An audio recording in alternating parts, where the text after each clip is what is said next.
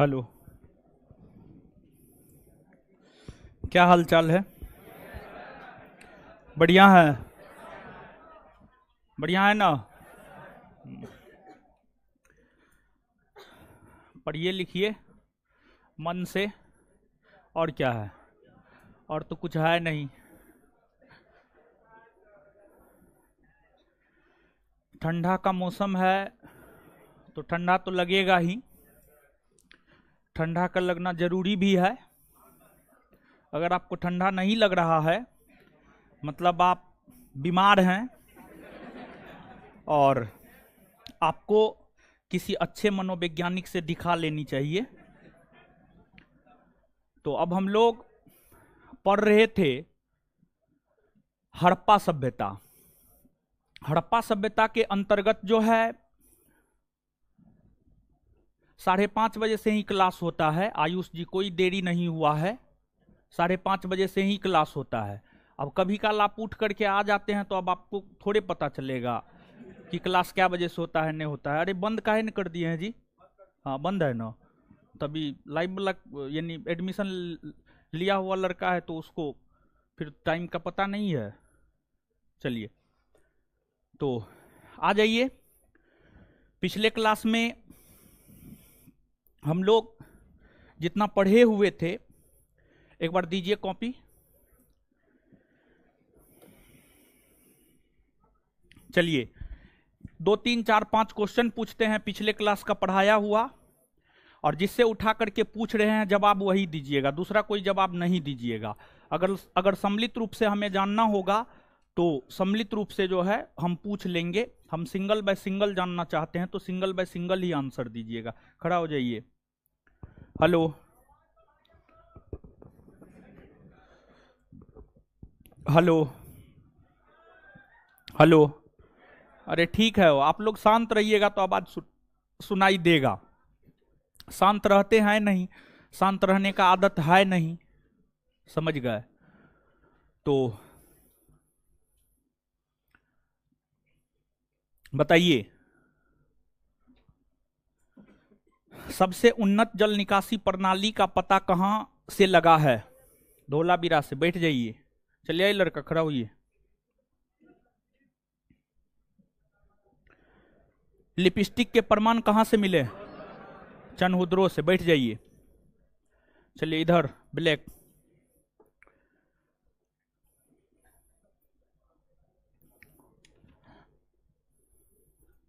हड़प्पा सभ्यता से मंदिर का प्रमाण मिला है?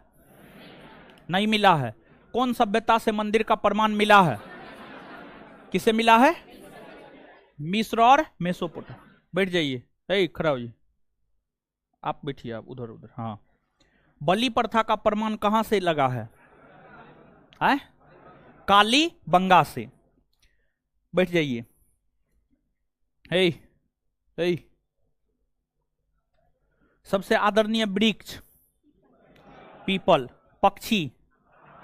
फाख्ता। पशु? एक श्रृंगी बैल।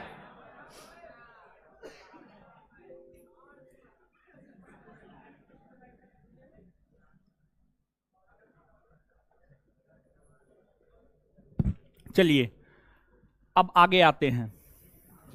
थोड़ा पंखा चला दीजिए तो गर्मी लगने लगा है। बहुत कपड़ा आज पहन लिए।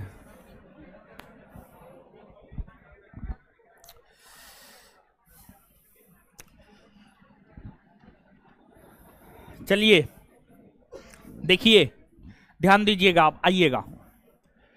तो हम आपको हड़प्पा सभ्यता के जो है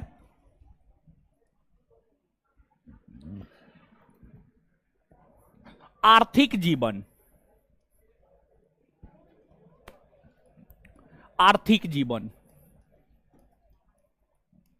से अवगत करा रहे थे।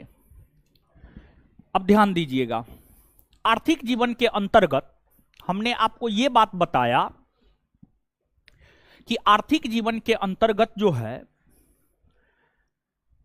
इस सभ्यता के व्यापार, कृषि, क्या? हाँ तो एगो चले जाइए ना, क्या दिक्कत है? अरे काहे न घसक रहे हैं? चलिए आगे आ जाइए।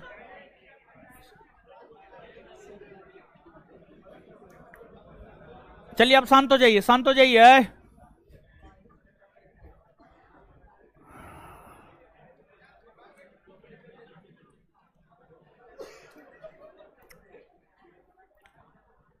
ऑब्जेक्टिव का पीडीएफ एप्लीकेशन पर मिल जाएगा, पटना काहे आना पड़ेगा? एप्लीकेशन पर पीडीएफ सेक्शन में डाल दिया जाएगा, वो आप अपना निकलवा लीजिएगा कहीं भी फोटो स्टेट के दुकान से। पटना आने का क्या जरूरत है? सुनिए न बात,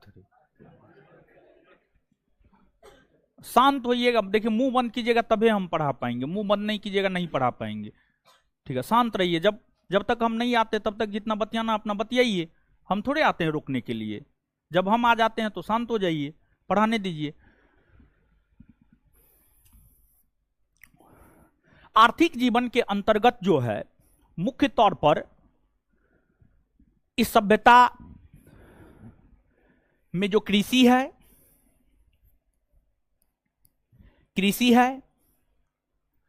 कृषि के साथ साथ पशुपालन है, इसको देखना होता है। कृषि पशुपालन के साथ साथ जो है इसके उद्योग, समझ गए, उद्योग धंधा के विषय में देखना होता है। मुख्य तौर पर यही सब चीज जो है हम लोगों को देखना होता है। इस सभ्यता के लोग इस चैप्टर में जहां पर भी हड़प्पा सभ्यता का प्रयोग करेंगे तो वहां पर जो है आप समझिएगा कि हड़प्पा सभ्यता का मतलब, इस सभ्यता का मतलब हड़प्पा सभ्यता आपको समझना है। इस सभ्यता का मतलब क्या समझना है? हड़प्पा सभ्यता समझना है। देखिए एक बात बता रहे हैं हम आपको, आप सभी लोग ये बात तो जानते हैं कि हड़प्पा सभ्यता के विषय में जानकारी हमें पुरातात्विक स्रोत से मिलती है, पुरातात्विक स्रोत से मिलती है। मतलब इस सभ्यता के उत्खनन से जो वस्तु की प्राप्ति हुई है, उन वस्तुओं से हमें हड़प्पा सभ्यता के विषय में जानकारी प्राप्त होती है। एक मजे की बात बता रहे हैं, इस सभ्यता के लोग बैल से परिचित थे लेकिन गाय से परिचित नहीं थे। वैज्ञानिक ढंग से अगर हम सोचे तो क्या यह पॉसिबल है? पॉसिबल है? नहीं है। वैज्ञानिक ढंग से सोचे तो यह पॉसिबल नहीं है। लेकिन यह सच्चाई है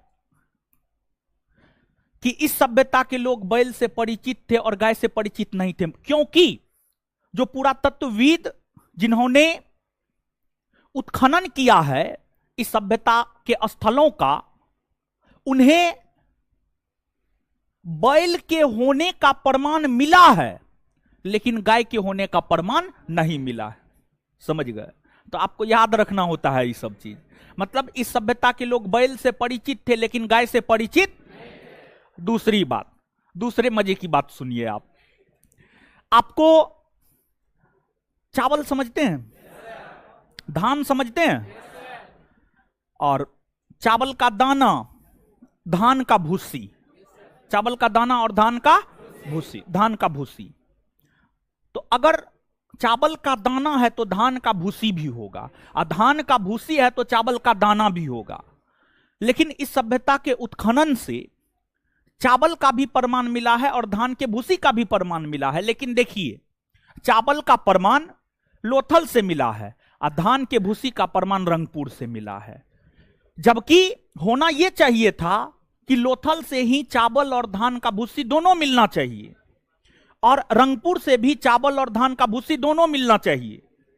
लेकिन पुरातत्वविद जो खुदाई किए हड़प्पाई स्थलों का, तो जहां से धान का भूसी मिला है वो लिख दिए हैं कि फलना जगह से धान का भूसी मिला है और चिलना जगह से चावल के दाने मिले हैं।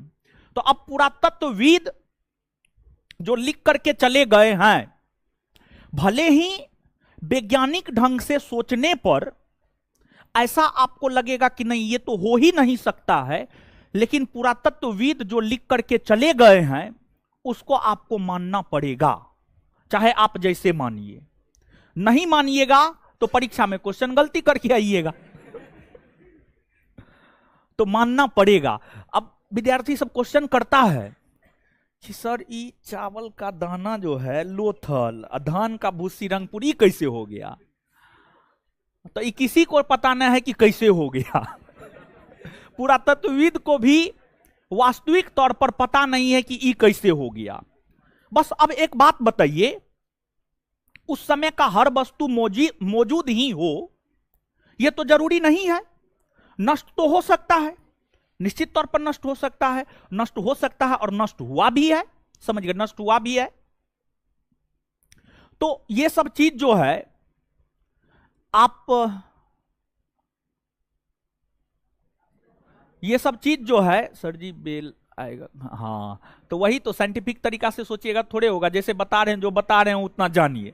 अब किताब में जो लिखता है, हम अपने मन से बोल देंगे कि सभ्यता के लोग गाय से परिचित थे, फलना स्थान से गाय मिला है, समझ गए, तब तो फिर दिक्कत हो जाएगा, समझ गए, दिक्कत की भारी दिक्कत हो जाएगा। परीक्षा में क्वेश्चन गलती करके आइएगा तो उससे तो दिक्कत हो जाएगा। तो अब जो किताब में हम पढ़े हैं वही बात हम आपको बता रहे हैं। ऐसा नहीं है कि हम बहुत बड़े विद्वान हैं, हम जाकर के उस सभ्यता में रहे हैं, समझ गए, तो ऐसी कोई बात नहीं है।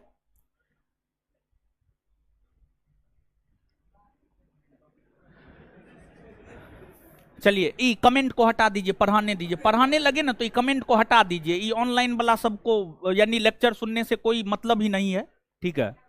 हुआ पूछेगा बीपीएससी के लिए क्या करे, नानी याद कीजिए बीपीएससी के लिए, नानी याद कीजिए, बीपीएससी निकल जाएगा, समझे। क्या करे, पढ़िए ना जाकर के, समझ गए, बीपीएससी के लिए क्या करे। चलिए, तो अब एक चीज जो है, देखिए आप इतिहास पढ़ रहे हैं, ठीक है, इतिहास पढ़ रहे हैं ना, इतिहास पढ़ रहे हैं ना जी। तो ये प्रश्न कभी मन में आया है कि हम इतिहास क्यों पढ़ते हैं? आया है मन में आया है। तो देखिए इसका जो उत्तर होगा, इसका उत्तर होगा हम इतिहास इसलिए पढ़ते हैं क्योंकि परीक्षा में यहां से प्रश्न पूछे जाते।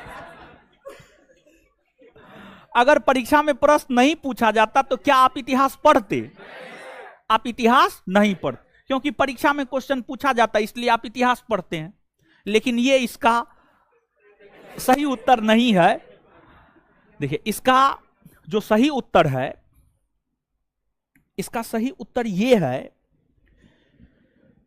इतिहास हम लोग इसलिए पढ़ते हैं क्योंकि जो इतिहास है यह हमें अपने पूर्वजों के विषय में बताता है, पूर्वजों के विषय में बताता है। और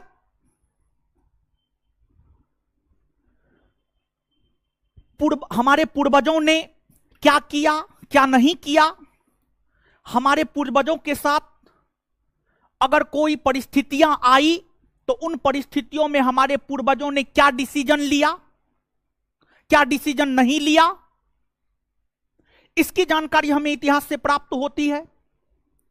और जब हम अपने पूर्वजों के विषय में पढ़ते हैं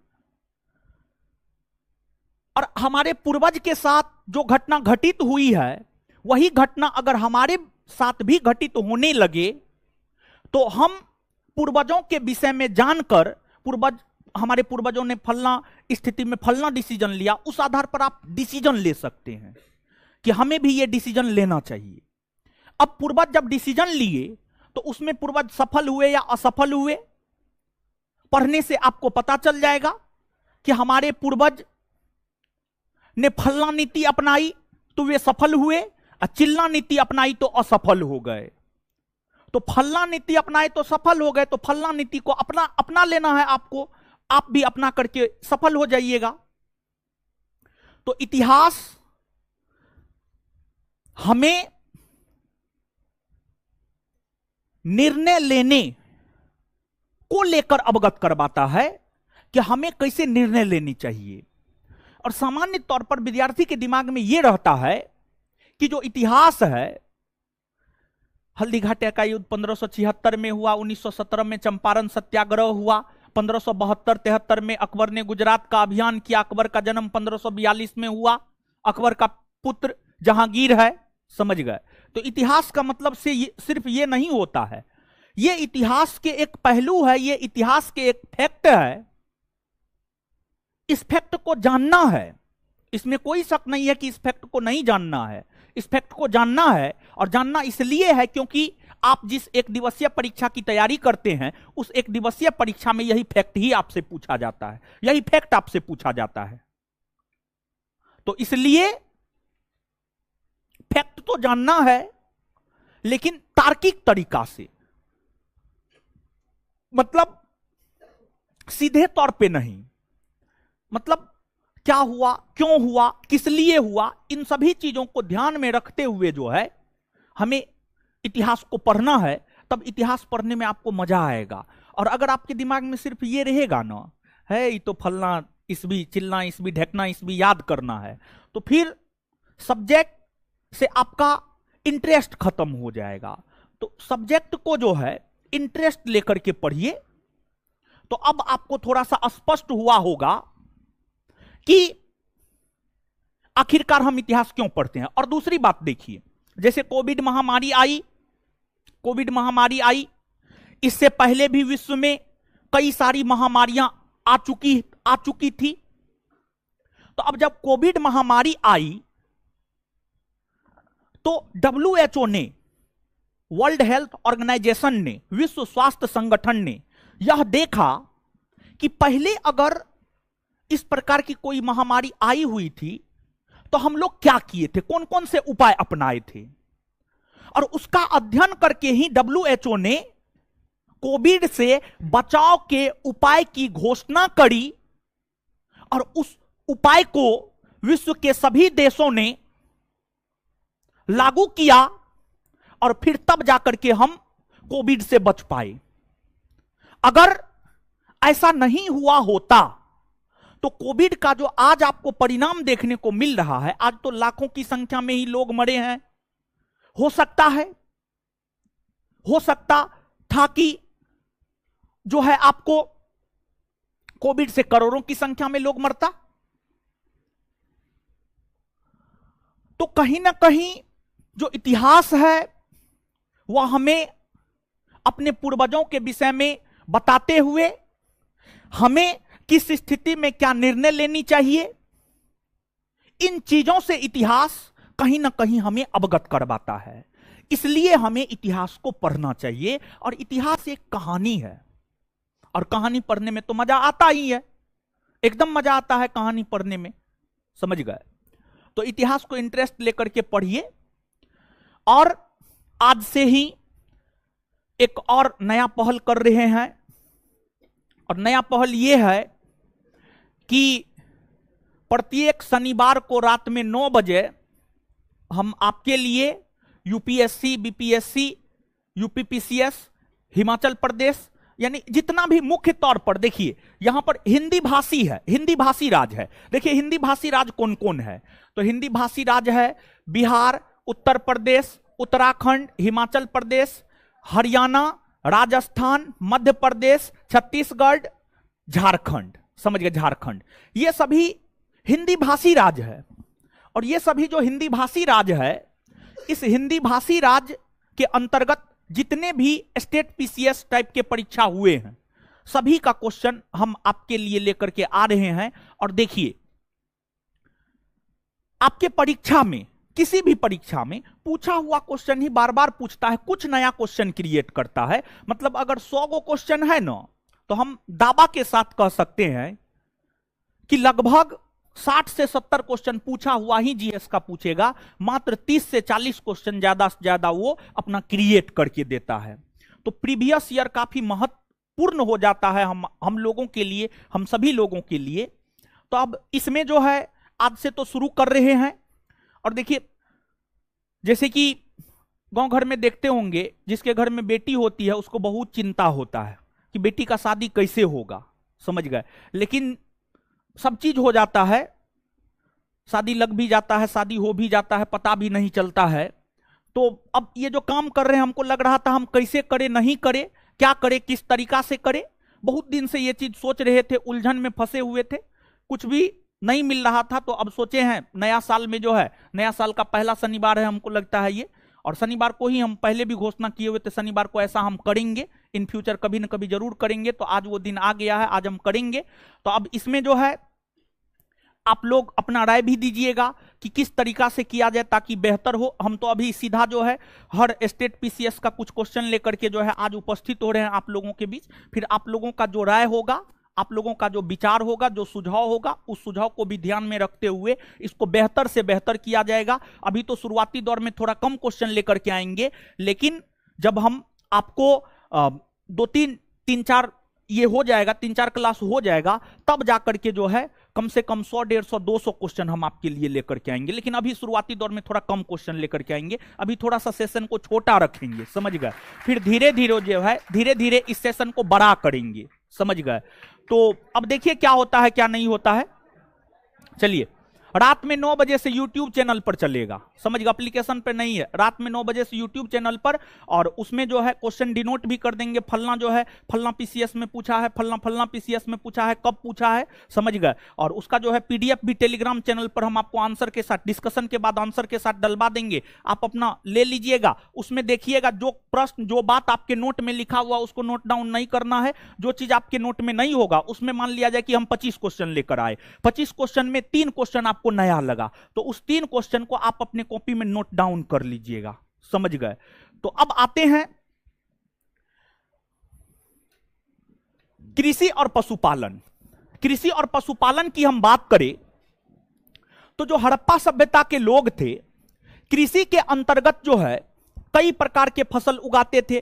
कृषि के अंतर्गत जो है आपको चावल उगाते थे, चावल के बाद जो है गेहूं उगाते थे, गेहूं के बाद जौ उगाते थे, जौ के बाद जो है आपको कपास उगाते थे, कपास उगाते थे, सरसों उगाते थे, समझ गए, सरसों उगाते थे, तिल उगाते थे, चना उगाते थे, मटर उगाते थे।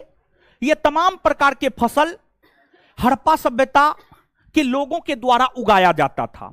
अब यहां पर आप एक बात बताइए कि ऐसे तो गेहूं चावल नहीं उगने लगेगा। जैसे आज अगर हम गेहूं चावल का उत्पादन करना चाहते हैं या करते हैं, तो फिर आपको जो है सबसे पहले खेत जोतना होगा। खेत जोत करके उसमें बीज बोना होगा, तब जाकर के गेहूं चावल होगा। ऐसे आप घर में हाथ पर हाथ धरे हुए हैं और सोच रहे हैं कि गेहूं उगा रहे हैं, तो महीने में तो गेहूं नहीं उग जाएगा।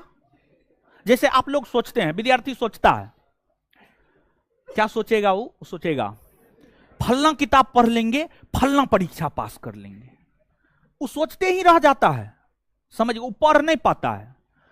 तो सोचना नहीं है, करना है। सोचना है, तुरंत करना शुरू कर देना है। या तो सही होगा या गलत होगा, सही होगा तो बल्ले बल्ले है, गलत हुआ तो उससे अनुभव मिलेगा, समझ गए। तो सोचना कम है, काम करना ज्यादा है। तो अब हड़प्पा सभ्यता के लोग क्या करते थे, पहले जो है आपको खेत जोतते थे, खेत जुताई, खेत जोतते थे, खेत जोतते थे। तो अब खेत की जो जुताई होती होगी हल से होती होगी, हल से होती होगी, हल से। खेत जुताई का जो सबसे प्राचीनतम साक्ष्य है वो हल ही है, हल से होती होगी। जैसे आज अगर हमें खेत की जुताई करनी है, तो आज अगर हम खेत की जुताई करनी है हमें, तो हम क्या करेंगे, ट्रैक्टर चला देंगे खेत में, खेत की जुताई हो जाएगी। लेकिन उस समय में तो ट्रैक्टर था नहीं, मानव, उस समय के मानव ट्रैक्टर से परिचित थे नहीं, तो उस समय के मानव बैल से परिचित थे। और आप देखिए आज भी बैल हल के माध्यम से किसान अपने खेत को जोतता है कि नहीं जोतता, एकदम जोतता है। उस समय के मानव भी बैल और हल का प्रयोग करके खेत को जोतते थे, खेत को जोतते थे। तो खेत को जोतते थे। अब एक बात बताइए, हड़प्पा में भी गेहूं चावल का उत्पादन होता था, मोहनजोदड़ो में भी होता था, लोथल में भी होता था, कालीबंगा में भी होता था। लेकिन जुते हुए खेत का साक्ष्य पुरातत्वविदों को सिर्फ कालीबंगा से मिला है, सिर्फ कालीबंगा से मिला है। जुते हुए खेत का प्रमाण मतलब खेत जोते जाते थे, इसका प्रमाण कालीबंगा से मिला है। तो परीक्षा में पूछेगा कि जुते हुए खेत का प्रमाण कहां से मिला है, तो आपको कालीबंगा ही याद रख करके परीक्षा में मारना होगा। अब यहां पे आप दिमाग लगाने लगिएगा कि हड़प्पा में भी तो गेहूं चावल मिला है, तो खेत जोता जाता होगा तब ना गेहूं चावल मिला है। अब हड़प्पा को मार दिए आप ज्यादा दिमाग लगा करके। तो जो ज्यादा दिमाग लगाता है, जो ज्यादा विद्वान रहता है, वो रोड पे रहता है, समझ गए, उसका रिजल्ट नहीं होता है। अब पुरातत्वविद को जो जहां मिला वो लिख दिया किताब में, और वही हम लोग पढ़ते हैं, वही बोर्ड पूछता है। तो अब अपना ज्यादा दिमाग नहीं लगाइएगा। तो जुते हुए खेत का प्रमाण कहां से मिला है? कालीबंगा। अब दूसरी बात, अब जो हल का फाल होता है, ठीक है, हल होता है, हल में फाल होता है ना, फाल समझते हैं ना, जो मुख्य तौर पर खेत की जुताई करता है, समझ गए। तो अब फाल, जैसे आज के डेट में हल का फाल देखिएगा तो लोहा का बना हुआ मिलेगा, एल्युमिनियम का बना हुआ मिलेगा। उस समय हाँ, लोहा एल्युमिनियम ठीक है, दोनों का बना हुआ होता है। अब समझिएगा, उस समय का जो हल का फाल होता था लोहा का बना हुआ नहीं था, क्योंकि जो हड़प्पा सभ्यता के लोग थे, हड़प्पा सभ्यता के लोग लोहा से परिचित ही नहीं था। लोहा की जानकारी हड़प्पा सभ्यता के लोगों को नहीं थी, के लोगों के लिए तांबा धातु का जो है उतना ज्यादा महत्व नहीं था। तो फाल तांबा का भी बनता था। यानी यहां पर हम आपको यह बात बताने का प्रयास कर रहे हैं कि उस समय जो हल के फाल होते थे वे लोहा के नहीं बने होते थे, क्योंकि इस सभ्यता के लोग लोहा से परिचित थे ही नहीं। आपसे आपके परीक्षा में पूछा जाता है, इस सभ्यता के लोग निम्नलिखित में से किस धातु से परिचित थे या किस धातु से परिचित नहीं थे। तो जो हड़प्पा सभ्यता के लोग थे वे आपको सोना से, चांदी से, तांबा से, कांसा से, पीतल से, इन धातुओं से परिचित थे, लेकिन लोहा से इस सभ्यता के लोग परिचित नहीं, लोहा से इस सभ्यता के लोग परिचित नहीं। इस बात को आपको याद रखनी है। अब आज के डेट में तो आबादी देश की काफी अधिक बढ़ गई है, भूमि तो उतना ही है, आबादी तो बढ़ रहा है, भूमि थोड़े बढ़ रहा है, भूमि बढ़ रहा है। भारत का क्षेत्रफल 32,87,263 वर्ग किलोमीटर था। 1947 में भी आजादी के बाद उतना ही था और आज भी उतना ही है। लेकिन आजादी के समय जनसंख्या 50-60 करोड़ था, आज देखिए 140 करोड़ है। तो जनसंख्या तो बढ़ रहा है, लेकिन क्षेत्रफल में कोई इजाफा नहीं हो रहा है। अब जितना क्षेत्रफल है उतना में ही लोगों के पेट का भरण पोषण करना है। अब कोई किसान है, उसके पास मात्र 1 बीघा भूमि है, अब परिवार में 10 सदस्य है, कमाने वाला कोई नहीं है, वही 1 बीघा भूमि पर जो है जो उपजेगा वही 10 परिवार के लोग खाएंगे। तब इस सिचुएशन में किसान क्या करते हैं? एक ही खेत में 2-2 फसल उगा लेते हैं, एक साथ एक ही खेत में 2-2 फसल उगा लेते हैं। ऐसा आपको देखने को मिलेगा। आप गांव घर में जाइएगा ना तो आपको देखने को मिलेगा। सामान्य तौर पर जो एग्जाम्पल हमको याद आ रहा है, मूली आलू, समझिए, मूली आलू एक साथ उगाने का प्रमाण आपको मिल जाएगा। गेहूं और सरसों, गेहूं और सरसों एक साथ उगाए जाने का प्रमाण मिल जाएगा। और फिर मक्का और आलू, मक्का और आलू एक साथ एक ही खेत में उगाए जाने का प्रमाण आपको मिल जाएगा। ये सब चीज समझ रहे हैं ना हम क्या बोल रहे हैं? कोई अमेरिका के कैलिफोर्निया प्रांत से नहीं ना आए, भारत से ना है आप लोग? हाँ, तो भारत से हैं तो ये सब बात समझना चाहिए आपको। गांव घर में रहे हैं ना? अरे गांव घर से तो सबकी उत्पत्ति होती है।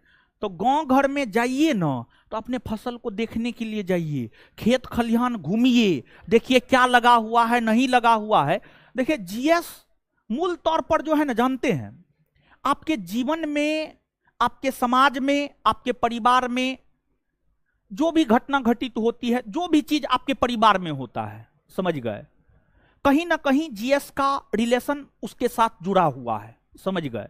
तो खेत खलिहान से देख रहे हैं, अगर आप ग्रामीण क्षेत्र के होंगे, अगर आप खेत में देखे होंगे कि जो मूली है और आलू है एक साथ, तो आप इस बात को समझ पा रहे होंगे कि एक साथ दो फसल उगाए जाने का प्रमाण। तो हड़प्पा सभ्यता के अंतर्गत जो है एक साथ दो फसल भी लोग उगाते थे, एक साथ लोग दो दो फसल उगाते थे। खास तौर पर जो हड़प्पा सभ्यता में प्रमाण मिला है चना और सरसों।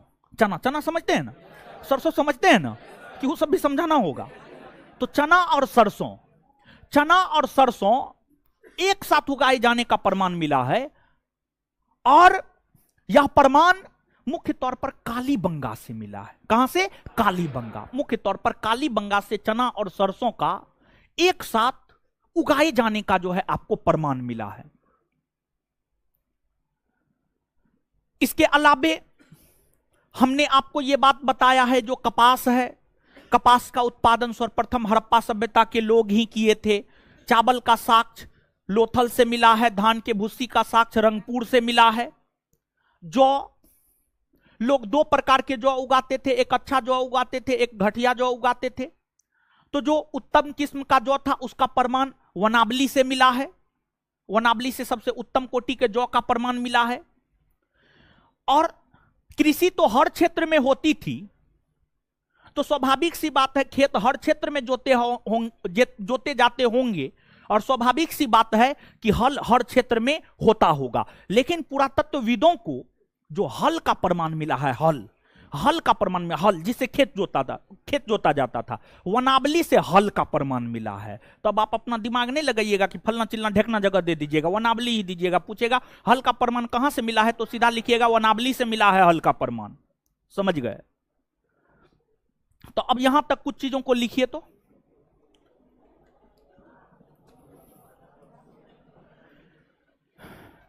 कृषि, कृषि लिखिएगा, कृषि, कृषि, कृषि।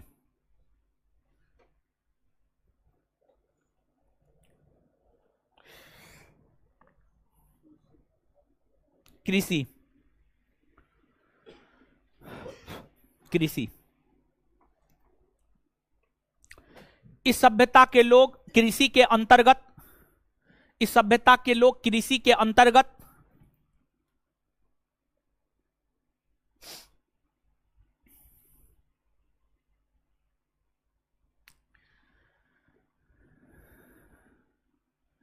इस सभ्यता के लोग कृषि के अंतर्गत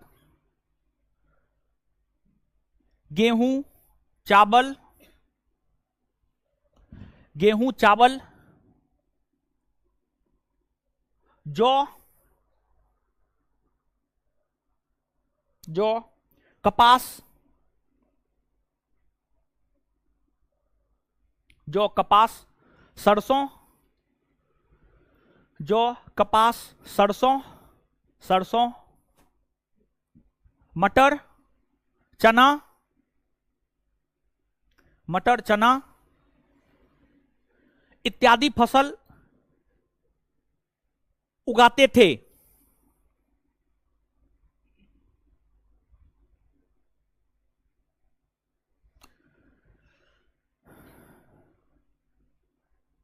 चावल के दाने का साक्ष्य लोथल से, लोथल से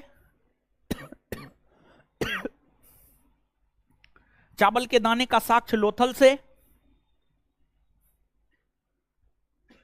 कोमा, धान के भूसी का साक्ष्य रंगपुर से,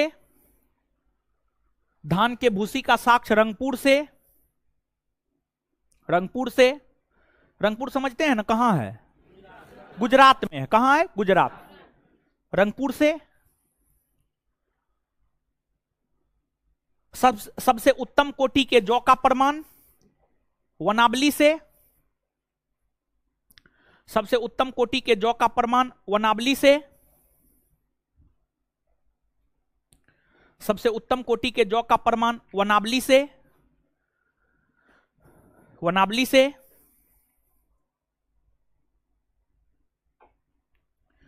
वनावली से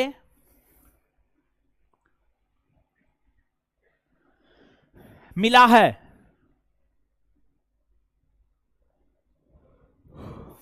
वनावली से मिला है, फुल स्टॉप। अब नीचे से जानते हैं, पॉइंट वाइज लिखिए, ज्यादा बेटर रहेगा, ठीक है। जुते हुए खेत का प्रमाण कालीबंगा से मिला है। स्टार मार मार के जो है पॉइंट वाइज लिखिएगा, याद करने में आसानी होगा आपको, ठीक है। लिखिएगा, जुते हुए खेत का प्रमाण, जुते हुए खेत का प्रमाण कालीबंगा से मिला है। जुते हुए खेत का प्रमाण कालीबंगा से मिला है, कालीबंगा से मिला है, कालीबंगा से मिला है। अगला पॉइंट, एक साथ दो फसल, एक साथ दो फसल,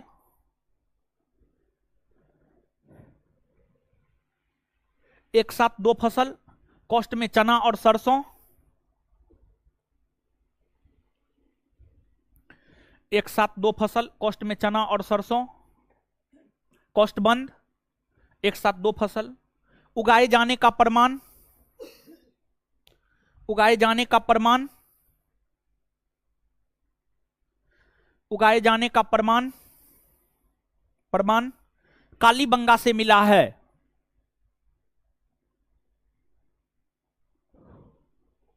कालीबंगा से मिला है। अगला पॉइंट, हल का प्रमाण, हॉलो हल, हल समझ रहे हैं ना, हाँ, जिसे खेत जोता जाता, हल, हल का प्रमाण वनावली से मिला है। हल का प्रमाण वनावली से मिला है। हल का प्रमाण वनावली से मिला है। हल का प्रमाण वनावली से मिला है, वनावली से मिला है। आगे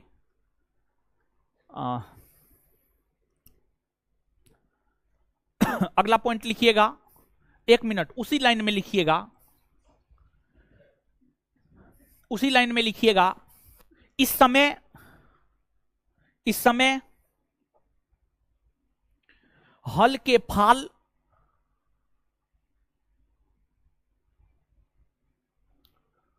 हल के फाल, फाल, फाल समझ रहे हैं ना, हल के फाल, फाल तांबा, तांबा पीतल, तांबा पीतल कांसा, तांबा पीतल कांसा, तांबा कोमा पीतल कोमा कांसा, और लकड़ी, और लकड़ी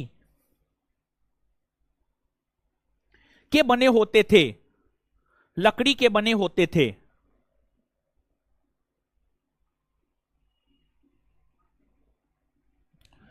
तांबा कोमा पीतल कोमा कांसा और लकड़ी के बने होते थे। हल के फाल तांबा पीतल कांसा और लकड़ी के बने होते थे। Full stop, full stop. आगे लिखिएगा,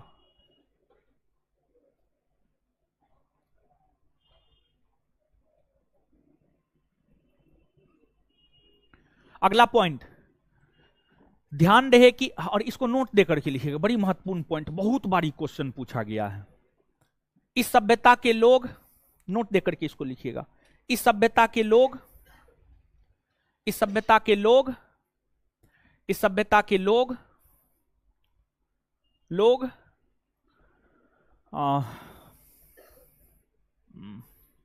इस सभ्यता के लोग, लोग लोहा से परिचित नहीं थे, लोहा से परिचित नहीं थे।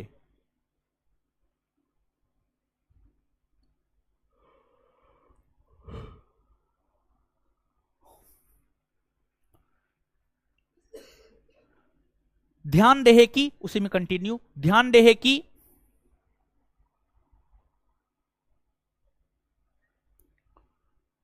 लोहा का प्रमाण भारतवर्ष में पहली बार, ध्यान रहे कि लोहा का प्रमाण,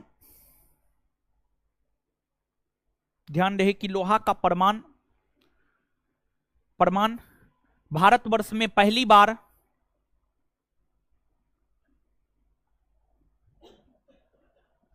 लोहा का प्रमाण भारतवर्ष में पहली बार पहली बार 1000 ईस्वी पूर्व में 1000 ईस्वी पूर्व में 1000 ईस्वी पूर्व में उत्तर प्रदेश के अतरंजी खेड़ा 1000 ईस्वी पूर्व में उत्तर प्रदेश के अतरंजी खेड़ा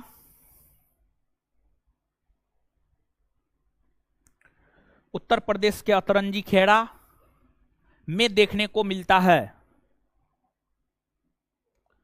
उत्तर प्रदेश के अतरंजी खेड़ा में देखने को मिलता है। उत्तर प्रदेश के अतरंजी खेड़ा में देखने को मिलता है।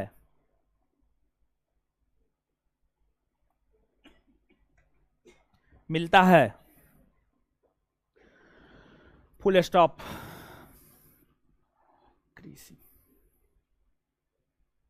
और देखिए एगो बात समझिएगा, देखिए इस सभ्यता में जो है अन्नागार या धान्यागार मिला है। अन्नागार या धान्यागार मिला है। अन्नागार, देखिए अन्नागार जहां पर अनाज को जमा किया जाता है, अन्नागार को ही कोल्ड स्टोर आप कह सकते हैं। कोल्ड स्टोर कह सकते हैं जहां पर खाद्यान्न यानी खाने पीने योग्य वस्तुओं को रखा जाता है, सुरक्षित रखा जाता है ताकि वो खराब ना हो, ताकि वो खराब ना हो। जैसे आप जिस कैंपस में बैठे हुए हैं ये पहले कोल्ड स्टोर ही था, आज ये एक एजुकेशन के दृष्टिकोण से हब बन गया है ये कैंपस, पहले ये कोल्ड स्टोर ही था। तो अन्नागार के प्रमाण मिले हैं। अन्नागार के प्रमाण मिले हैं मतलब कहीं ना कहीं इस और इंगित करता है कि इस सभ्यता में खाद्यान्न फसलों को एक जगह रखा जाता होगा, एक जगह रखा जाता होगा। तो एक जगह खाद्यान्न फसलों को रखा जाता होगा, तो जो इस समय के मानव खाद्यान्न फसल उगाते होंगे, अब आप स्वयं सोचिए कि आज आप अपने समाज, अपने घर में देखिए कि जितना आपके घर में उत्पादन होता है, अगर वो जरूरत से ज्यादा है, जितनी आपको आवश्यकता है उससे ज्यादा है, जितनी जरूरत है उसको तो आप अपने घर में रखते हैं। घर में कोई भी पात्र, टीना सबका पात्र होता है या मिट्टी का जो है कोठी बनाया जाता है, कोठी समझते हैं? हाँ, हम लोग की तरफ उसको कोठी कहा जाता है, मिट्टी का बनाया जाता है, समझ गए? और उसमें जो है गेहूं टीना का भी रहता है, हाँ बोल तो रहे टीना का भी रहता है, समझ गए? तो उसमें हम लोग संग्रह कर लेते हैं जितना साल भर में खर्चा होगा, और उसके बाद जो बचता है उसको बेच देते हैं। या फिर अगर हम चाहते हैं कि अच्छे दाम पर बेचे तो उसको कोल्ड स्टोर में जमा कर देते हैं ताकि सुरक्षित रहे, और जब दाम अच्छा मिलने लगे तब हम जाकर के उसको बेच दें। तो कहीं ना कहीं अन्नागार के मिलने का प्रमाण इस और हम मानवों का ध्यान आकृष्ट करवाता है कि उस समय के मानव जो कृषि के अंतर्गत खाद्यान्न फसलों का उत्पादन करते होंगे, उनको जितना जरूरत होगा उससे अधिक उत्पादन करते होंगे, उससे अधिक उत्पादन करते होंगे, और अपने खाद्यान्न फसलों को सुरक्षित रखने के लिए अन्नागार बनाए होंगे और उस अन्नागार में अपना फसल रखते होंगे। दूसरी बात, अन्नागार यह भी कहीं ना कहीं सूचित करता है, इस और भी इंगित करता है कि हो सकता है कि उस समय अगर अकाल सब आता होगा तो अकाल पीड़ितों को मदद करने के लिए खाद्यान्न फसल एक जगह इकट्ठा करके अकाल पीड़ितों के बीच बांटा जाता होगा। यह भी हो सकता है, अनुमान तो यह भी लगाया जा सकता है।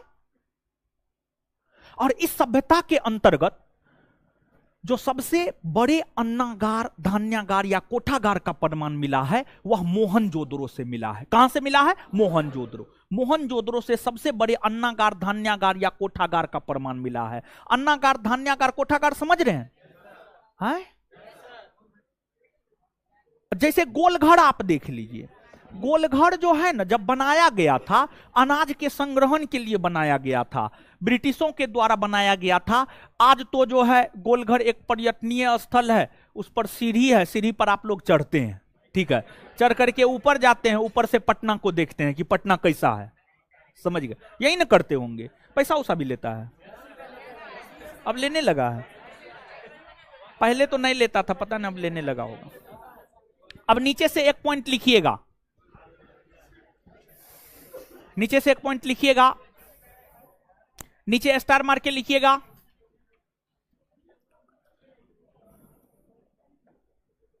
इस सभ्यता के अंतर्गत,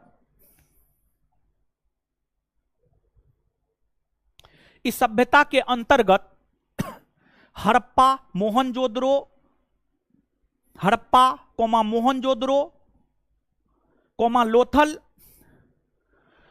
हड़प्पा कोमा मोहनजोदड़ो कोमा लोथल जैसे स्थलों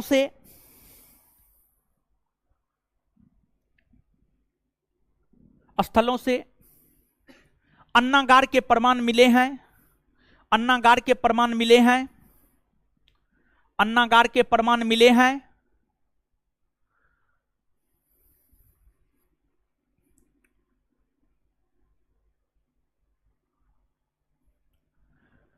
फुल स्टॉप। सबसे बड़े अन्नागार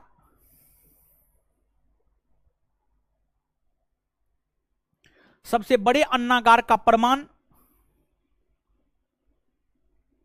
सबसे बड़े अन्नागार का प्रमाण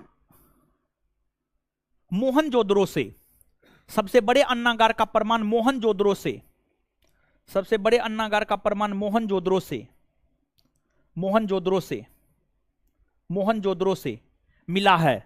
सबसे बड़े अन्नागार का प्रमाण मोहनजोदड़ो से मिला है, सबसे बड़े अन्नागार का प्रमाण मोहनजोदड़ो से मिला है, मोहनजोदड़ो से मिला है, मोहनजोदड़ो से मिला है। चलिए इसके बाद देखिए, आज कुछ खास और विशेष अवसर पर हिंदू धर्म के लोग गंगा नदी में जाकर सामूहिक स्नान करते हैं। विशेष तौर पर छठ के बाद का जो कार्तिक पूर्णिमा होता है, पूर्णिमा का दिन होता है, छठ के बाद का, छठ के बाद का, उसमें, और छठ में एक नहाए खाए होता है, सही बोल रहे हैं, छठ में एक नहाए खाए होता है। हाँ, तो देखिए छठ व्रत जो होता है 4 दिन तक चलता है, एक दिन नहाए खाए होता है, एक दिन खरना होता है, एक दिन शाम वाला अर्घ और एक दिन सुबह वाला अर्घ, टोटल 4 दिन तक चलता है। नहाए खाए से छठ पर्व शुरू होता है। तो जो नहाए खाए से छठ पर्व शुरू होता है, तो इसमें हिंदू धर्म के लोग, जो भी लोग छठ कर रहे होते हैं, वे सभी लोग अगर आसपास में गंगा नदी है या आसपास में जो भी पवित्र नदी है, उस पवित्र नदी में जाकर स्नान करते हैं। सामूहिक तौर पर सब लोग इकट्ठा होकर के, आपकी मां भी जाती होगी, समझ गए, आपकी दादी या मां या नानी जो भी छठ करती होगी, वो निश्चित तौर पर जो है आपको सामूहिक तौर पर इकट्ठा होकर गंगा स्नान करने जाती होगी। तो जैसे छठ के अवसर पर सामूहिक स्नान, फिर छठ के बाद कार्तिक पूर्णिमा के अवसर पर सामूहिक स्नान, मकर संक्रांति पर सामूहिक स्नान,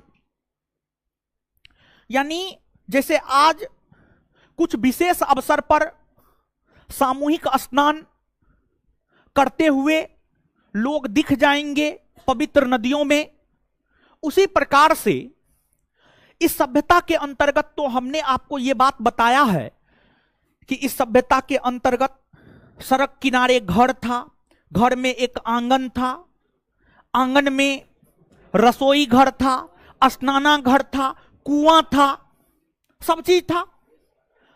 तो सबके घर में सब चीज था, लेकिन ध्यान रहे कि सबके घर में स्नानागार होने के बावजूद भी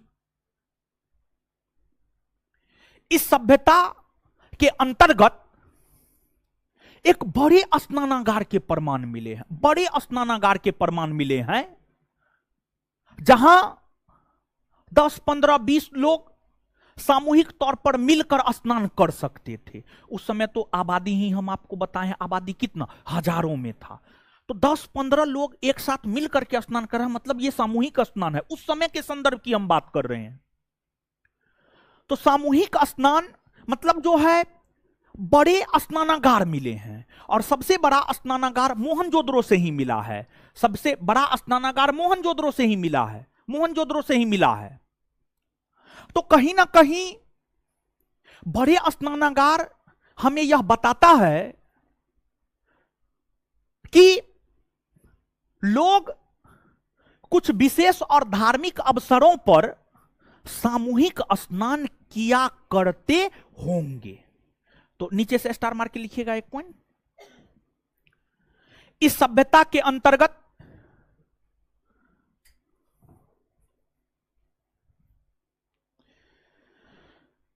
इस सभ्यता के अंतर्गत इस सभ्यता के अंतर्गत बृहद स्नानागार का प्रमाण, वृहद स्नानागार का प्रमाण, इस सभ्यता के अंतर्गत वृहद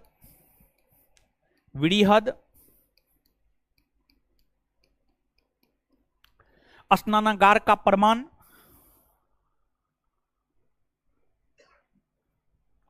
मोहनजोदड़ो से मिला है, मोहनजोदड़ो से मिला है।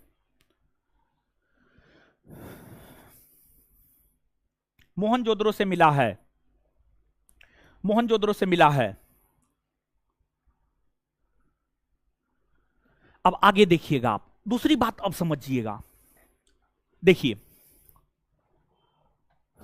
आपको जो है जब हम धार्मिक व्यवस्था बता रहे थे तो वहां पर हम बताना भूल गए थे, लेकिन एक बात हम आपको बताए थे कि हड़प्पा सभ्यता के अंतर्गत जो है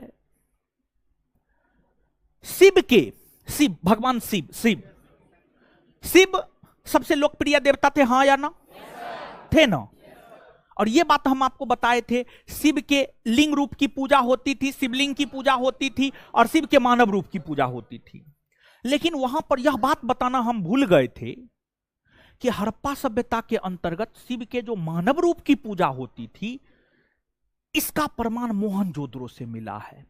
हड़प्पा सभ्यता के अंतर्गत शिव के मानव रूप की पूजा होती थी, इसका प्रमाण मोहनजोदड़ो से मिला है। कैसे हम यह बात कह सकते हैं? यह बात हम इस आधार पर कह सकते हैं क्योंकि मोहनजोदड़ो से एक सील पर, यानी एक पत्थर पर, समझ गए, पत्थर पर एक ध्यान के मुद्रा में बैठे हुए योगी का प्रतिमा मिला है। समझ गए? कोई योगी है जो एक पत्थर पर ध्यान की मुद्रा में जो है आपको बैठा हुआ है। अब इंसान का चित्र तो हमको बनाने ही नहीं आता है। चलिए, मुंह दे दिए, बाल बड़ा बड़ा दे दीजिए, लड़की बन गया, भूत बन गया। अरे मान लीजिए नेगो हाथ है,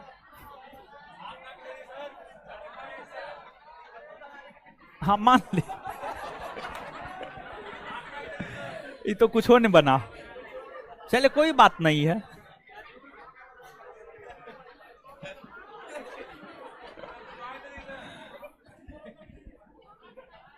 नहीं बना, बढ़िया, मिटा देते हैं। चलिए सुनिए, हल्ला मत कीजिए।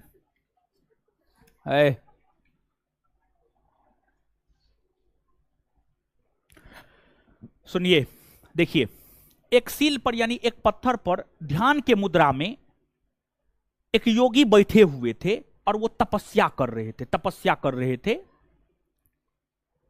और ध्यान के मुद्रा में जो योगी एक पत्थर पर बैठकर तपस्या कर रहे थे, विद्वानों ने उन्हें ही शिव कहा। पुरातत्वविदों ने उन्हीं के विषय में कहा कि यही भगवान शिव है, यही भगवान शिव है।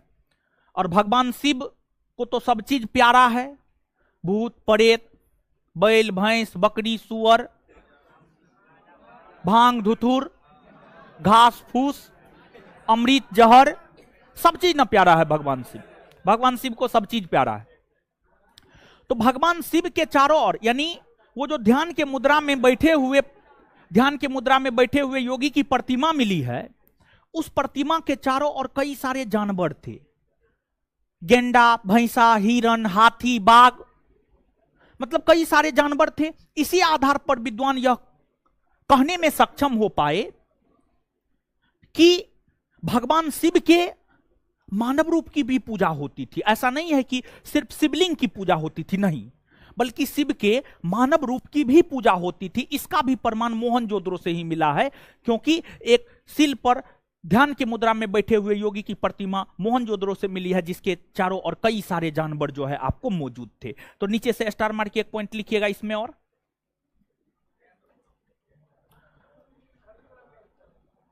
स्टार मार के लिखिएगा।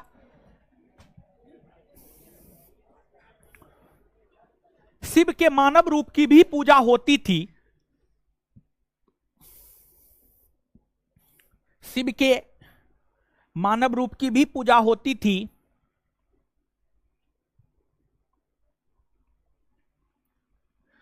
शिव के मानव रूप की भी पूजा होती थी। इसका प्रमाण शिव के मानव रूप की भी पूजा होती थी, इसका प्रमाण मोहनजोदड़ो से मिला है।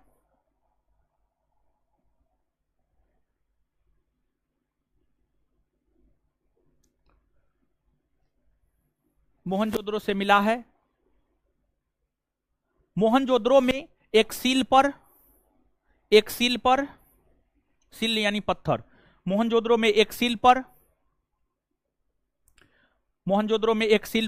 ध्यान के मुद्रा में बैठे हुए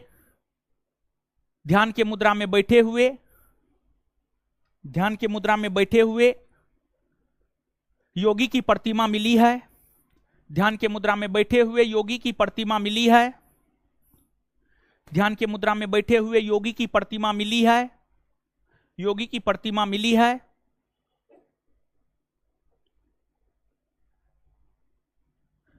इस योगी के चारों ओर कई जानवर, इस योगी के चारों ओर कई जानवर, इस योगी के चारों ओर कई जानवर, जैसे गेंडा, बाघ, कई जानवर जैसे गेंडा, बाघ, कोमा, हाथी, भैंसा,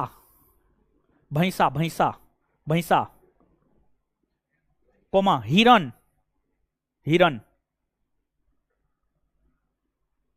मौजूद था।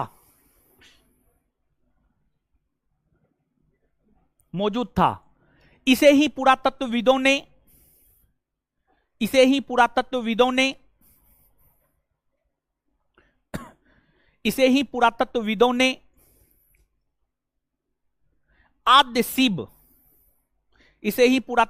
ने आद्य शिव कहा है। आद्य शिव कहा है।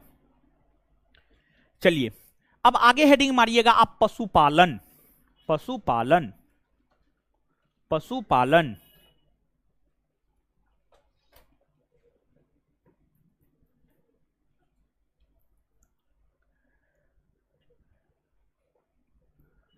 देखिए यहां पर अब आप कुछ चीजों को समझिएगा, ठीक है।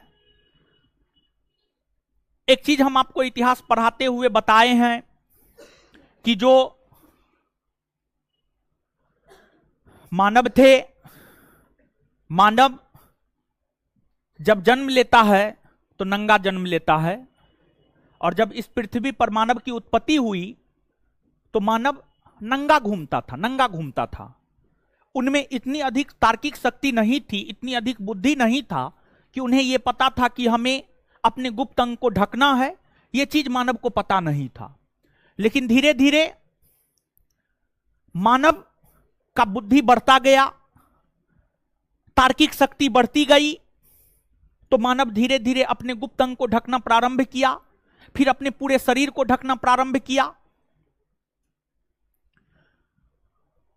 और मानव, शुरुआती दौर के जो मानव थे वो आपके तरह गैस पर कुकर चढ़ा करके मुर्गा उबाल करके नहीं खा लेते थे।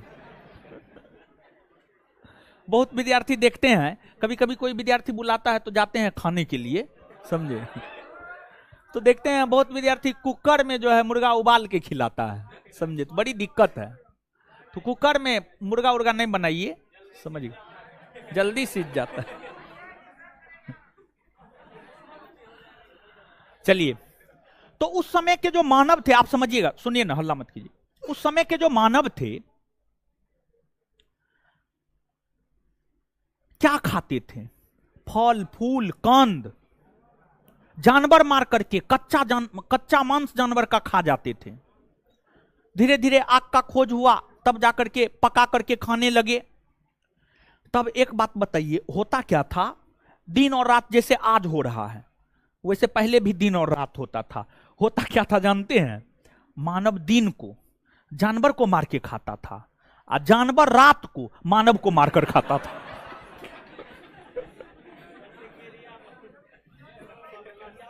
यानी दोनों एक दूसरे का शिकार करता था। अरे आप इस बात को मजाक में मत लीजिएगा, ये सही बात है। अब आज के तरह इट्टा सीमेंट छड़ बालू थोड़े था कि घर बना लेता। उस समय के मानव जो है खुले में सोता था, खुला में, समझ गए। और धीरे धीरे जो है मानव देखा कि जो है हम रात को जो है दिन को जानवर को मार के खाते हैं, जानवर रात को हमको मार के खा जाता है। धीरे धीरे मानव सोचने लगा कि आखिरकार ऐसा हो क्यों रहा है, इसके क्या उपाय हैं, हम कैसे बच पाएंगे। तो फिर मानव जो है गड्ढा घर बनाने लगा, फिर उस गड्ढा घर में रहने लगा। तो अब जानवर गड्ढा घर में जाने से डरता था, समझिए, गड्ढा घर में जाने से डरता था, कहीं गए हम ही को मार दिया, समझ रहे हैं। तो इसके बाद जो है मानव अपनी सुरक्षा के लिए जानवरों को पालतू बनाना शुरू किया, जानवरों को पालतू बनाना शुरू किया, ताकि जानवर ही हमारी रक्षा करे। अगर कुछ भी हम पे अटैक करने के लिए आए तो हम जिस जानवर को पालतू बनाएंगे, अटैक करने से पहले वो आवाज करने लगे, ताकि हम सचेत अवस्था में आ जाए और हमारा शिकार जानवर नहीं कर सके। मानव ने सबसे पहले कुत्ता को पालतू बनाया, और कुत्ता काफी वफादार जानवर होता है। और सामान्य तौर पर जो मानव होते हैं, आज के भी जो मानव होते हैं, वो कुत्ता को अपने घरों के दरवाजे पर रखते हैं, दरवाजे पर रखते हैं, घरों के दरवाजे पर।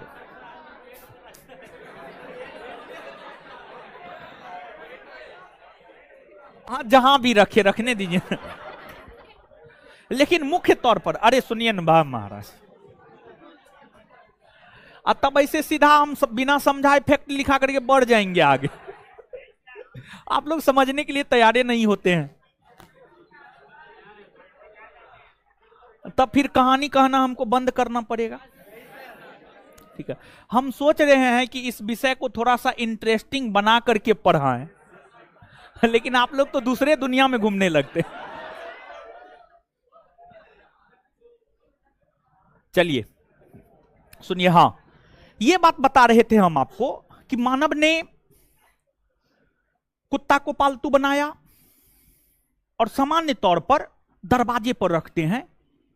जैसे ही दरवाजा पर कोई नया आदमी आएगा, कुत्ता तुरंत आवाज करना शुरू कर देता है, भौंकना शुरू कर देता है। अब तो आप लोग आवाजों निकालने लगे।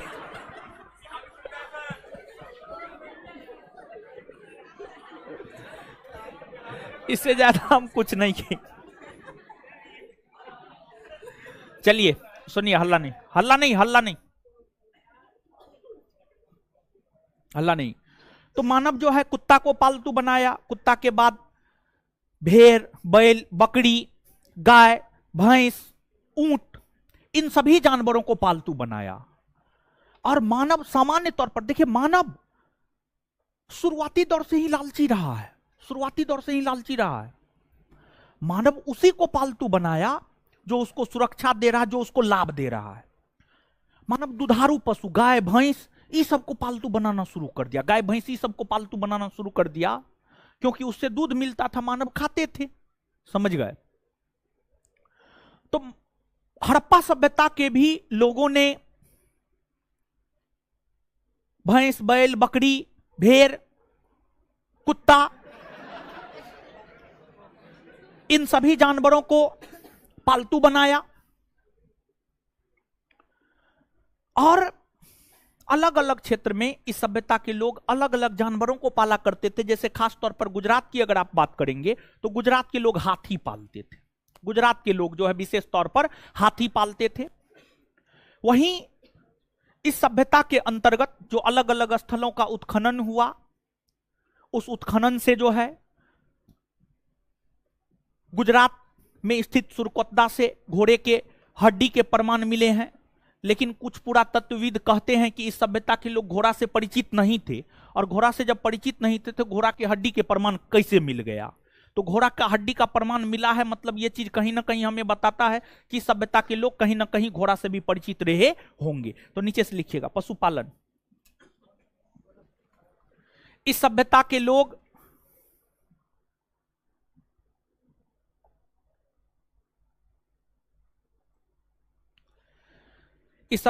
लोग भैंस बैल बकरी भेड़, इस सभ्यता के लोग भैंस बैल बकरी हाथी ऊंट बिल्ली कुत्ता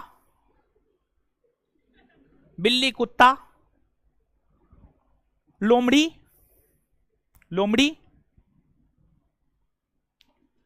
इत्यादि से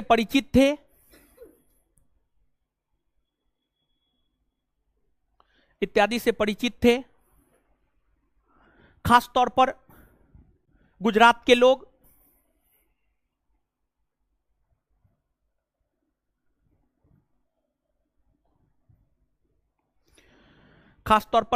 लोग हाथी पालते थे।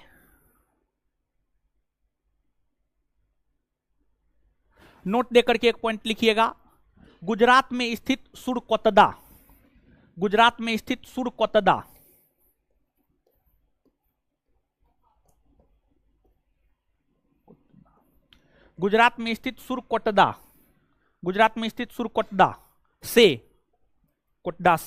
सुरकोतदा से घोड़े के अस्थि पंजर के प्रमाण मिले हैं।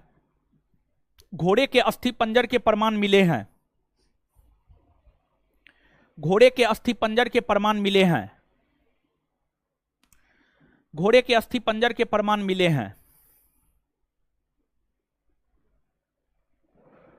घोड़े के अस्थि पंजर के प्रमाण मिले हैं। चलिए अब आगे हेडिंग मारिएगा उद्योग धंधा। आगे हेडिंग मारिएगा उद्योग धंधा।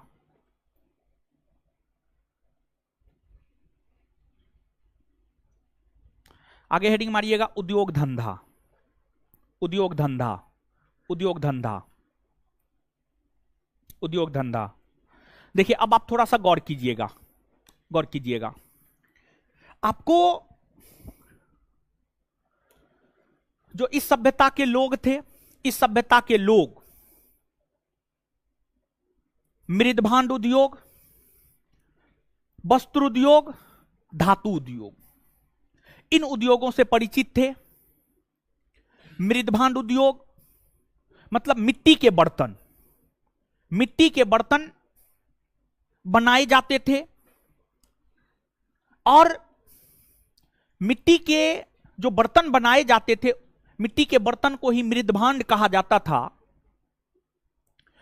तो इस सभ्यता के अंतर्गत कुछ जो मानव थे, कुछ जो लोग थे, वे मिट्टी का बर्तन बनाया करते थे, उसको मार्केट में बेचा करते थे, उससे पैसा कमाते थे। उसी पैसा उससे जो है पैसा नहीं, उस समय जो है रुपया का प्रचलन ही नहीं, सॉरी।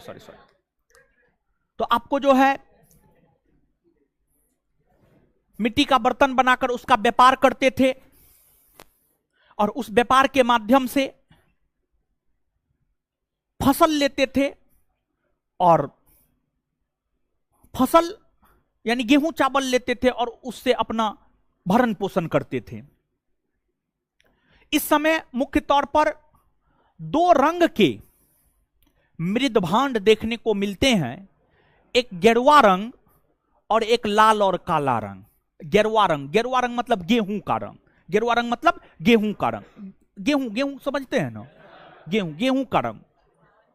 और दूसरी बात, लाल और काले रंग के मृदभांड। इन मृदभांडों से इस सभ्यता के लोग अवगत थे। साथ ही साथ मृदभांडों के ऊपर कुछ चित्र भी बनाया जाता था, पशु पक्षी जानवर सबका चित्र बनाया जाता था, जिसे चित्रित मृदभांड कहा जाता है। और हड़प्पा सभ्यता के अंतर्गत लोथल नामक स्थान से चित्रित मृदभांड के प्रमाण मिले हैं। मतलब वैसे मिट्टी के बर्तन जिस पर कई चित्र बनाए हुए थे। तो कहीं ना कहीं ये चीज हमें यह बताता है कि इस सभ्यता के जो लोग थे वे चित्रकारी से भी परिचित थे, यानी चित्र भी बनाया करते थे। और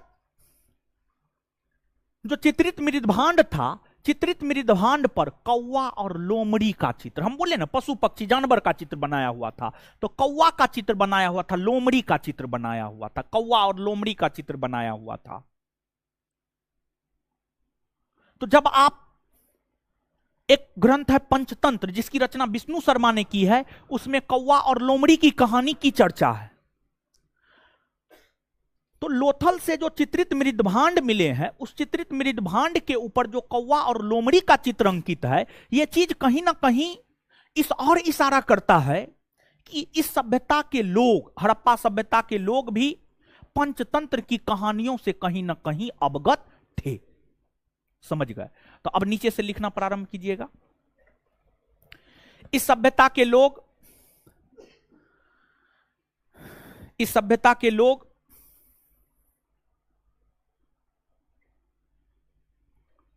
पंखा बंद कर दीजिए हो।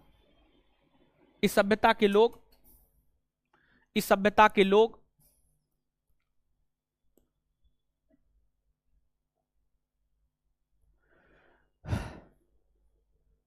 वस्त्र उद्योग,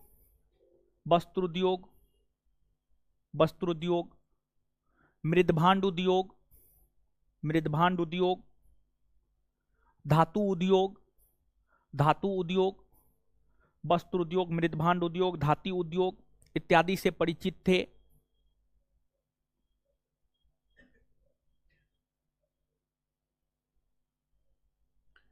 अगला स्टार मार के लिखिएगा।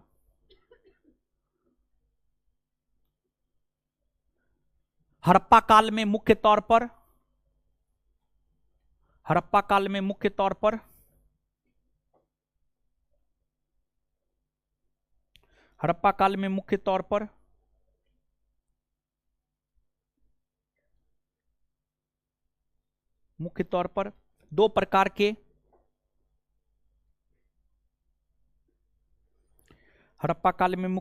दो प्रकार के मृदभांड, दो रंग के मृदभांड, ठीक है लिख दी, कोई दिक्कत नहीं। दो प्रकार के मृदभांड के प्रमाण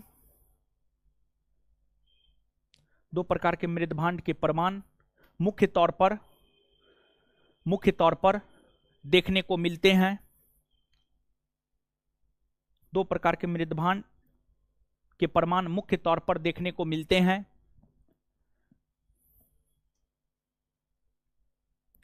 एक नंबर में गेरुआ रंग का मृदभांड,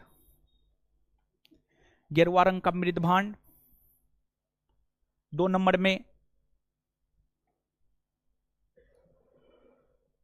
लाल और काले रंग का मृदभांड, लाल और काले रंग का मृदभांड। अब नोट देकर के लिखिएगा।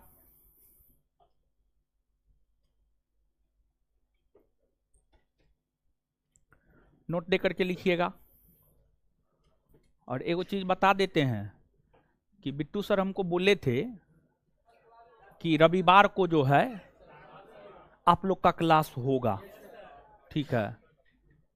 तो रविवार को यानी कल रविवार है ना, हाँ कल रविवार है, कल आप लोग का क्लास है, फिजिक्स चल रहा है, खत्म होने वाला है। कितना चैप्टर बाकी? सेकेंड लास्ट, उसके बाद एक और चैप्टर बचेगा, और एक चैप्टर बचेगा। हाँ ठीक है, फिजिक्स खत्म करना है, फिर वहां पे दूसरा सब्जेक्ट आएगा। तो इससे पहले क्या हुआ था? इस केमिस्ट्री के बाद फिजिक्स हुआ है, फिजिक्स के बाद तो अब बायोलॉजी बच रहा है, साइंस में बायोलॉजी ही आएगा, ठीक है। बायोलॉजी आएगा और बायोलॉजी के बाद इकोनॉमिक्स आएगा, ठीक है। बायोलॉजी के बाद इकोनॉमिक्स आएगा। क्या लिखे हैं? नोट देकर के लिखिएगा। लोथल नामक स्थल से लोथल नामक स्थल से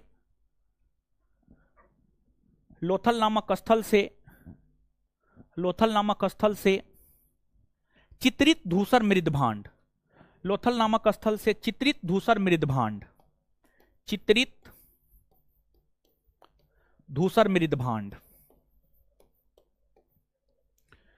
लोथल नामक स्थल से चित्रित धूसर मृदभांड के प्रमाण मिले हैं। लोथल नामक स्थल से चित्रित धूसर मृदभांड के प्रमाण मिले हैं।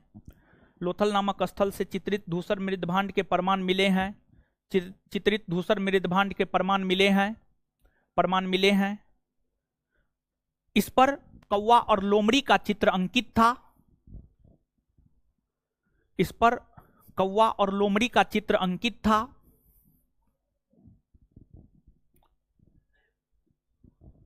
कौवा और लोमड़ी का चित्र अंकित था, जो यह बताता है कि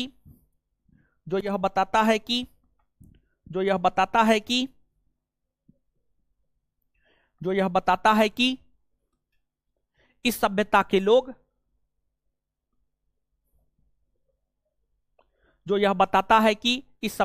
लोग विष्णु शर्मा की रचना पंचतंत्र से भी अवगत थे। इस सभ्यता के लोग विष्णु शर्मा की रचना पंचतंत्र से भी अवगत थे।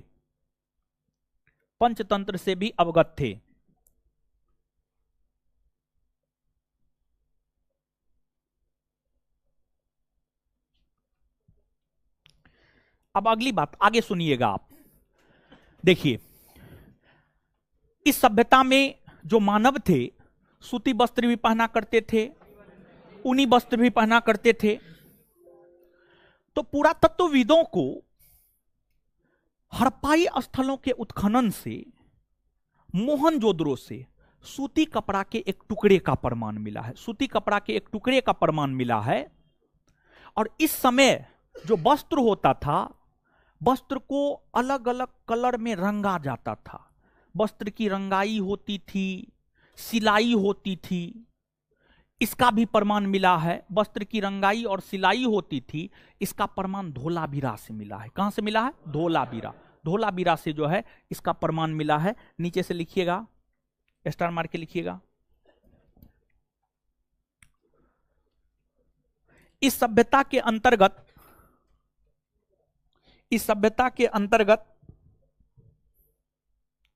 सूती कपड़ा के टुकड़े का प्रमाण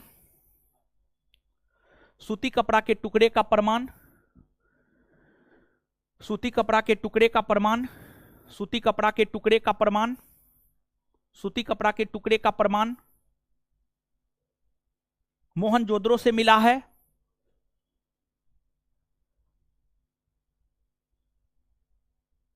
अगला स्टार मार के लिखिएगा। वस्त्रों की रंगाई सिलाई होती थी। अगला लिखिएगा, वस्त्रों की रंगाई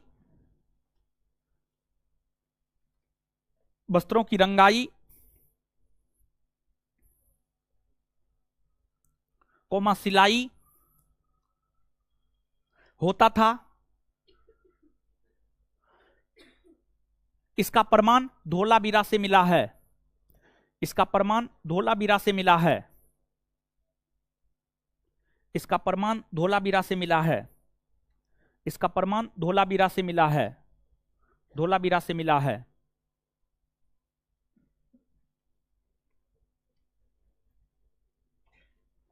चलिए, जितना बताए हैं लिखाए हैं उसको एक बार पढ़िए तो, 1 मिनट में पढ़िए जल्दी।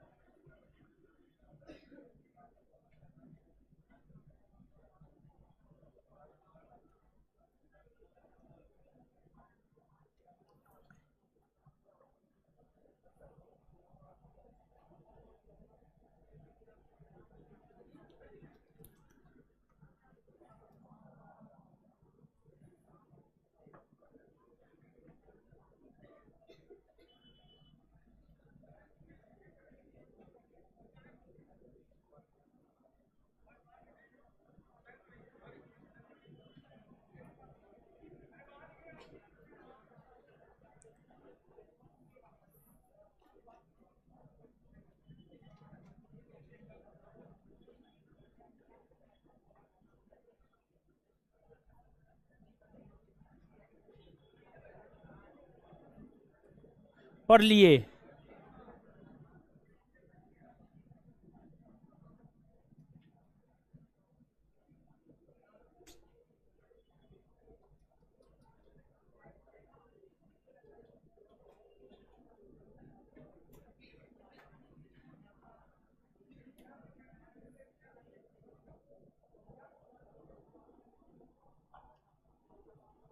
पढ़ लिए? दीजिए कॉपी दीजिए, बोलिए तो फटाफट।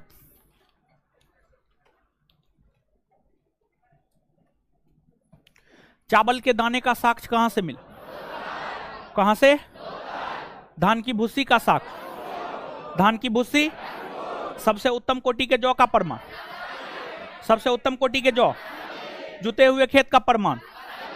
जुते हुए खेत, एक साथ 2 फसल उगाए जाने का, एक साथ 2 फसल उगाए। हल का प्रमाण, हल का प्रमाण। लोहा से परिचित था? लोहा की खोज कब हुई है? कहां से? उत्तर प्रदेश के अतरंजी। सबसे बड़े अन्नागार कहां से प्राप्त हुए? सबसे बड़े अन्नागार बृहद स्नानागार। बृहद स्नानागार।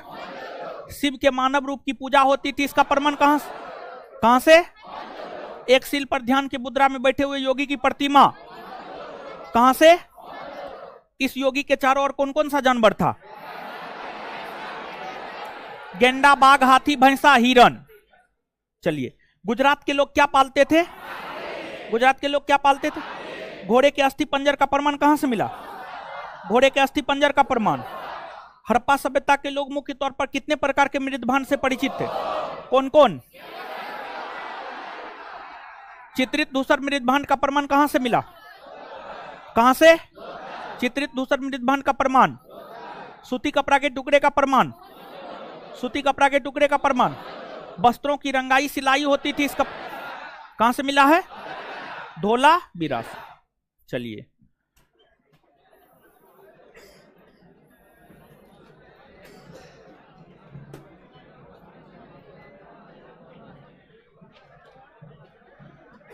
चलिए, धन्यवाद सभी लोगों का। लड़की लोग को निकलने दीजिए। कोई है वहां पे? हाँ जी, वहां पे लड़का को उधर से निकालिए, लड़की को इधर से। लड़का को रोक दीजिए, ठीक है, एक साइड कर दीजिए। चलिए, धन्यवाद। इसके बाद जो है इस बैच में बायोलॉजी शुरू होगा। बायोलॉजी शुरू होगा। बायोलॉजी के बाद इकोनॉमिक्स शुरू होगा।